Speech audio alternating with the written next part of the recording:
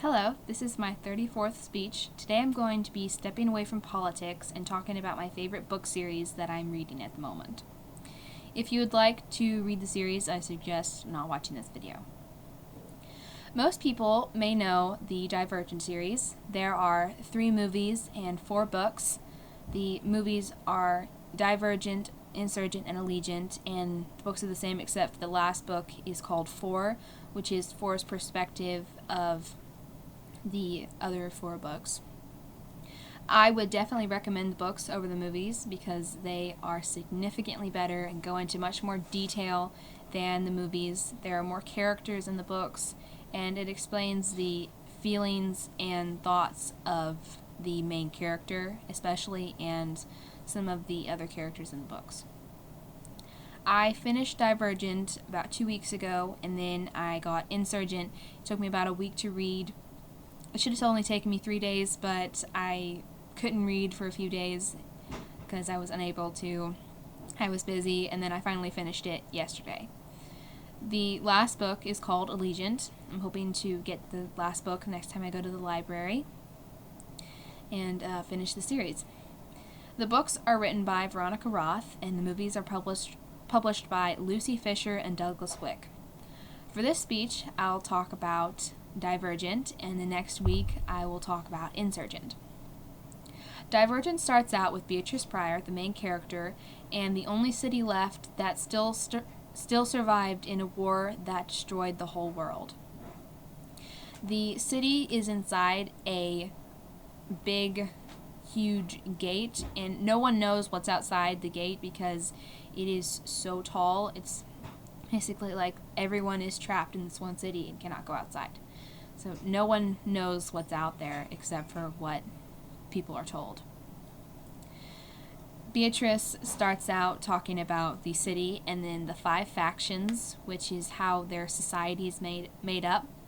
The first faction is Candor. They are the honest ones. They speak their minds and are always honest towards each other.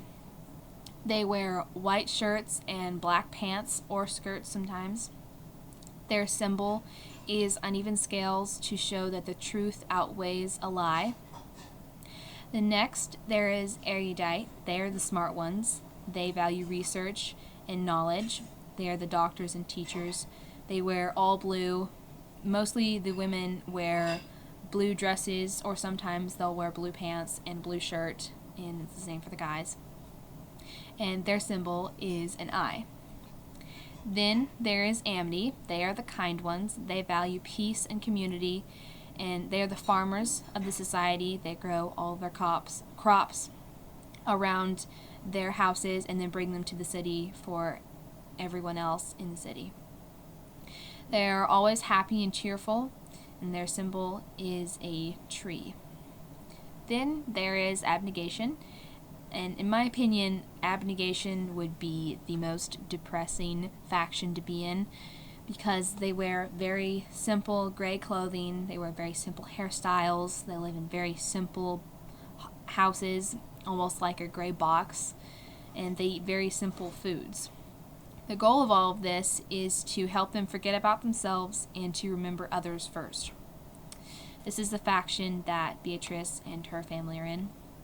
Their symbol is hands holding out like this to basically, it looks like they're holding out food, but they're not. It's just holding out hands.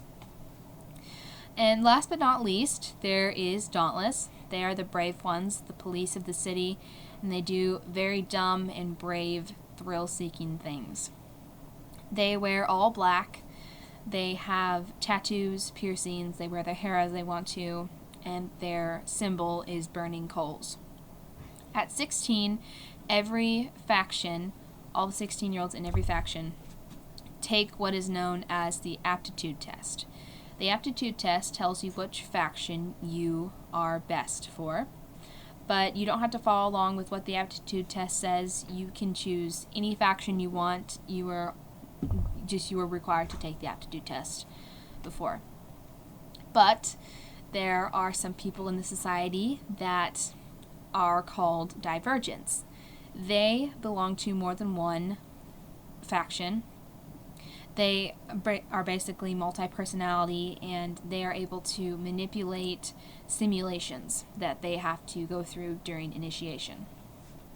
When Beatrice takes her test, it tells her that she is erudite, dauntless, and abnegation.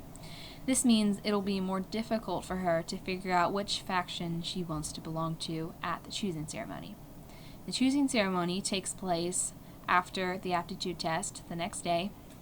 Each 16-year-old in every faction and all their families attend, but sometimes not everybody attends.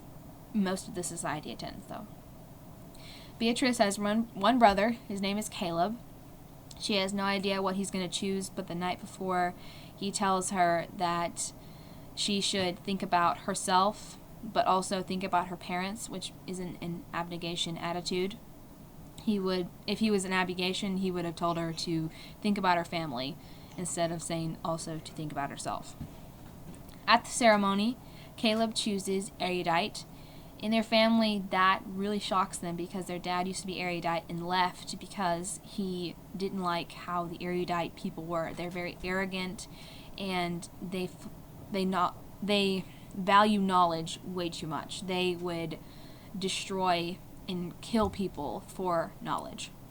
And their dad hates erudite, so this really, really shocks him because he was always telling Caleb and Beatrice how bad erudite is, and he was always telling them bad things about the faction. This choice Caleb makes Beatrice feel betrayed and makes her feel like he's been lying to her throughout their entire childhood because it makes her think that he has been thinking about being an erudite for a very long time. Once it's Beatrice's turn to step up, she takes a knife to draw the blood and puts a drop of her blood in the desired bowl to choose which faction she'll be in. In the choosing ceremony, it's basically a huge building. All of the factions are separated, like usual. And in the middle, there are 5 bowls, one with water to represent erudite, one with soil to represent amity, one with stones to represent abnegation, one with burning coals to represent dauntless, and one with glass to represent candor. Once she steps up there, she draws her blood and holds it over dauntless, squeezes the blood, and a drop of blood goes onto the burning coals. So now she is dauntless. Once she enters the Dauntless compound, her new faction, she changes her name to Triss, which is what she goes by the rest of the series. And the rest of the book is her struggles, hardships, and adventures through being in Dauntless. She talks about all the friends that she makes. She talks about her relationship with one of her instructors who she comes to fall in love with. His name is Four, because he only has 4 fears, which is exceptional for anybody. That's never happened to anyone except for 4. But his real name is Tobias.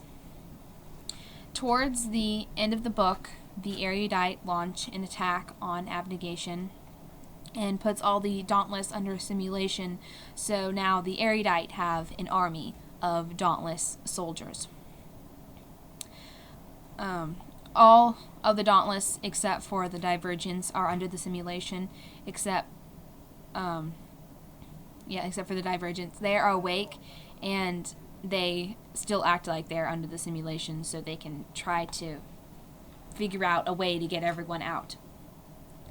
Triss finds out during this that Tobias is Divergent, and she's really excited because he wouldn't tell her that before, but now she's figured it out.